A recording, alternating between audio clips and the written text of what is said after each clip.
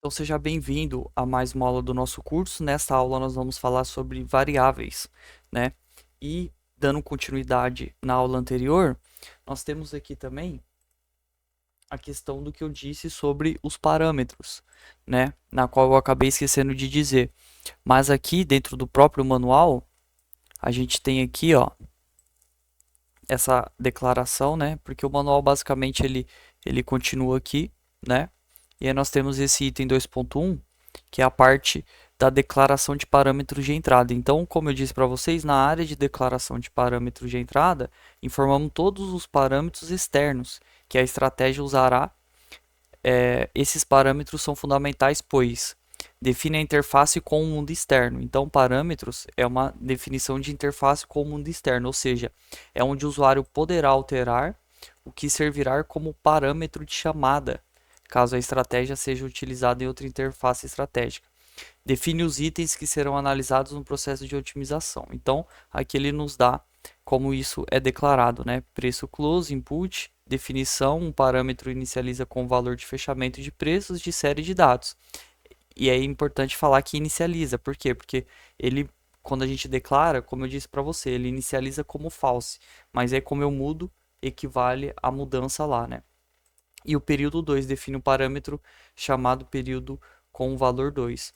Então essa parte de parâmetros acredito que tenha ficado bem claro para a gente, né? Agora vamos falar aqui um pouco mais sobre a área de declaração de variáveis e funções, né? Então, na área de declaração de variáveis, informamos todas as variáveis que serão utilizadas na estratégia. Nesta região, também descrevemos funções que desejamos usar no código, né? Funções ali a gente pode criar uma função mais para organizar um pouco mais depois na declaração lá dentro do código, né? As funções devem ser sempre codificadas após a declaração de variáveis para declarar uma variável, o nome da variável e o tipo, né? Dois pontos. Então, aqui ele nos dá um exemplo, né? Então, sResult, dois pontos, float, ponto e vírgula. Cria uma variável chamada sResult do tipo ponto flutuante. NIndex, dois pontos, integer, né? Cria uma variável chamada NIndex para armazenar um número inteiro. Aí ele nos dá aqui a área do código, mas vamos aqui um pouco mais abaixo, né? Porque aqui eles nos dá ó, os tipos de variáveis, tá? Então ele acaba pulando um pouco, mas não tem problema.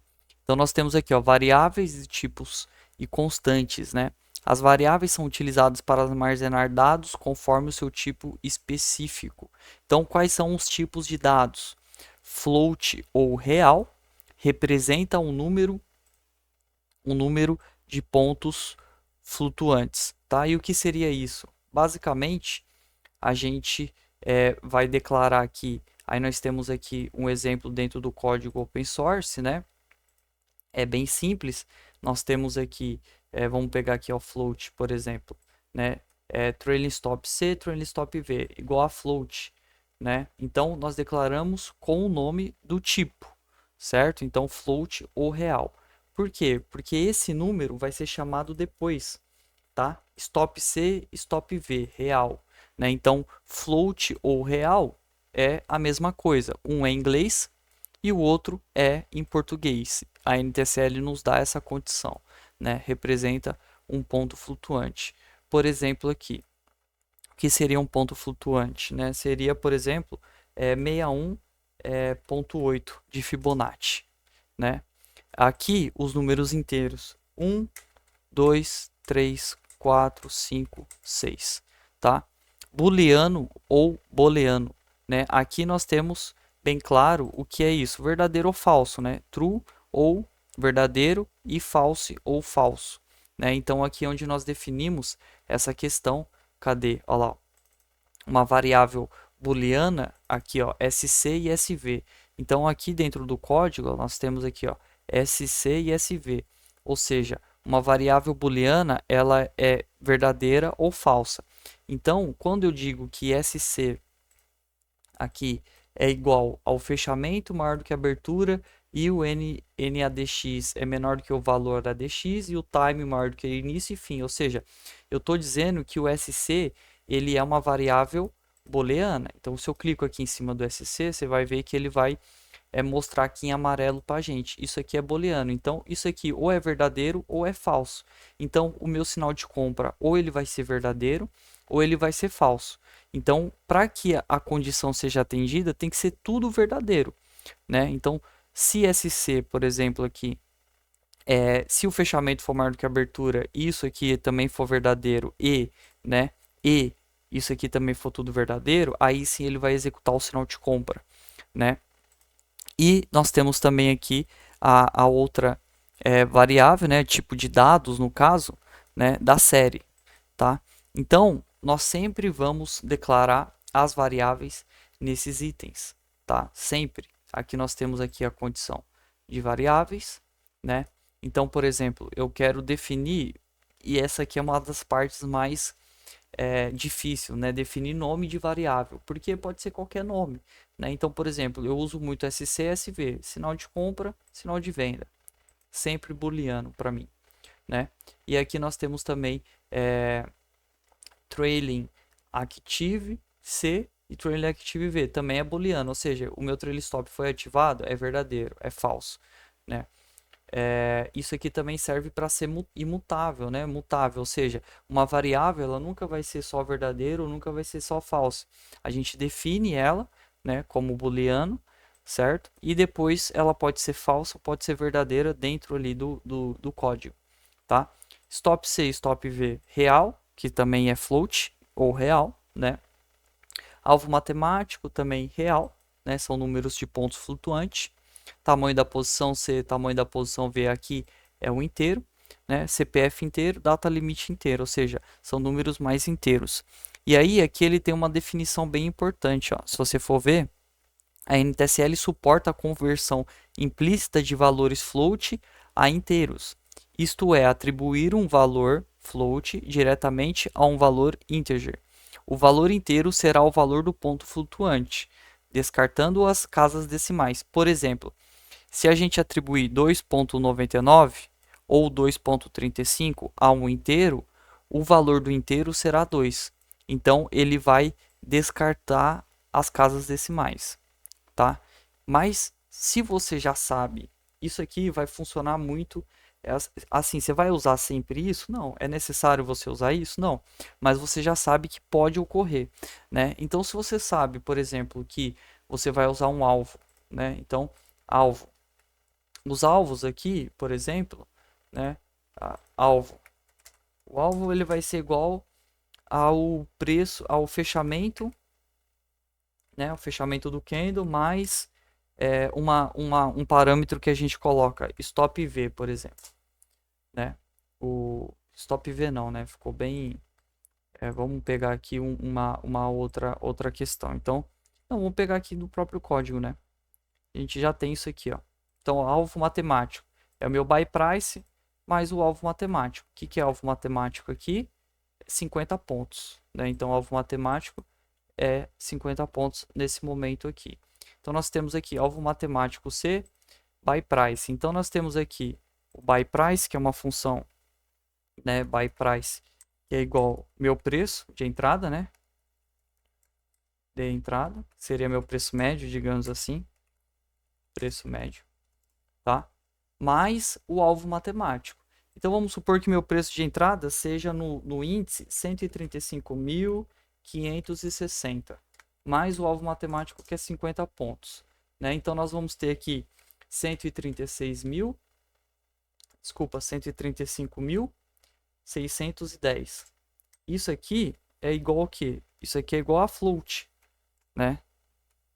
Por quê? Porque nós temos um ponto flutuante, né? Ou real.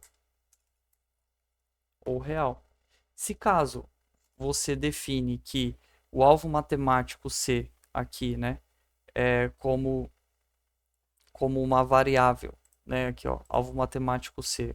Se você define isso aqui como inteiro, o que ele está dizendo para a gente?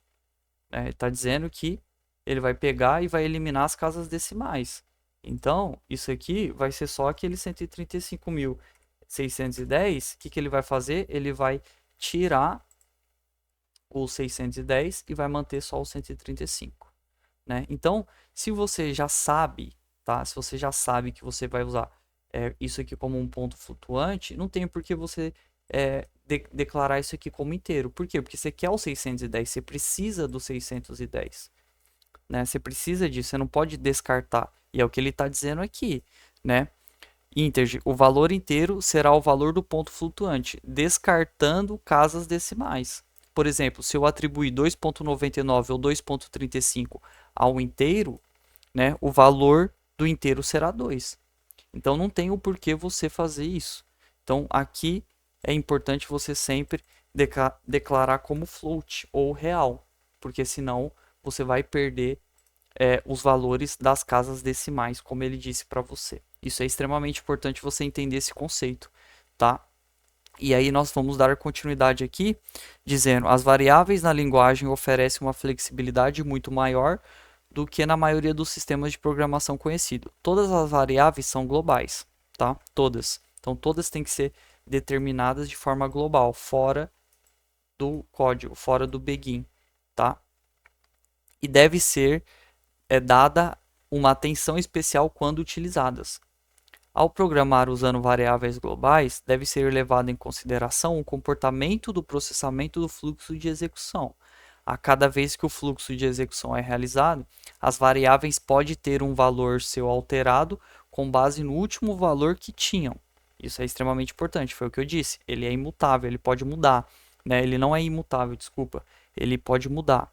Quando uma variável for acessada utilizando conchetes, exemplo, x aqui dentro, ela será considerada uma série de dados pelo compilador. Seu comportamento é diferente, séries iniciam cada candle com seu valor zerado. Também é possível navegar entre valores atuais e passados mediante a uma indexação, tá? Então, nós normalmente não gosto muito de declarar variáveis de séries, né? Eu prefiro declarar aqui, dado o valor aqui, ó, por exemplo, ACC igual a 1, né? Deixa eu ver se eu tenho alguma variável que eu declarei aqui. Não vou ter.